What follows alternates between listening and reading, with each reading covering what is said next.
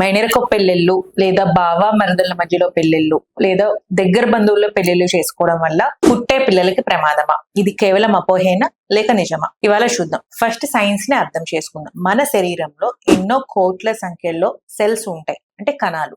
ఈ కణాలలో 46 క్రోమోజోమ్స్ ఉంటాయి, అంటే 23 పేర్స్. 23 క్రోమోజోమ్స్ మదర్ నుంచి వస్తాయి, ఇంకో 23 క్రోమోజోమ్స్ ఫాదర్ నుంచి వస్తాయి. ఈ క్రోమోజోమ్స్ మీద వేలాది సంఖ్యలో జీన్స్ ఉంటాయి. జీన్స్ అంటే మన కంటి రంగు ఎలా ఉండాలి, మన జుట్టు ఎలా ఉండాలి, మన హైట్ ఎంత ఉండాలి, మన అవయవాలు ఎలా పనిచేయాలి అని చెప్పి ఒక ఇన్స్ట్రక్షన్ మాన్యువల్ లాంటివి.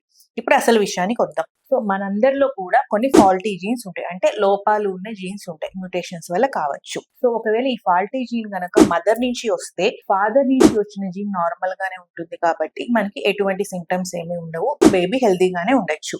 అదే దగ్గర బంధువుల్లో పెళ్లి చేసుకోవడం వల్ల, దగ్గర సంబంధం చేసుకోవడం వల్ల ఈ ఫాల్టీ జీన్స్ అనేది అటు మదర్ లోనూ ఉండొచ్చు, ఫాదర్ లోనూ ఉండొచ్చు. సో పుట్టే బేబీకి ఆ జీన్ ఎక్స్ప్రెస్ అయ్యే ఛాన్సెస్ ఎక్కువగా ఉంటుంది. అందుకే ఇలాంటి సందర్భాల్లో పుట్టే పిల్లల్లో కొన్ని బర్త్ డిఫెక్ట్స్ కానివ్వండి, వినికిడి ప్రాబ్లం, చూపు ప్రాబ్లమ్స్, గ్రోత్ ప్రాబ్లమ్స్ లేదా లో ఐక్యూ ఉండడం కానివ్వండి, కొన్ని rare blood diseases, genetic diseases వచ్చే అవకాశం ఉంటుంది. అయితే ప్రతి దగ్గర బంధువుల సంబంధం చేసుకున్న పుట్టే పిల్లల్లో ఇది ఉండొచ్చా?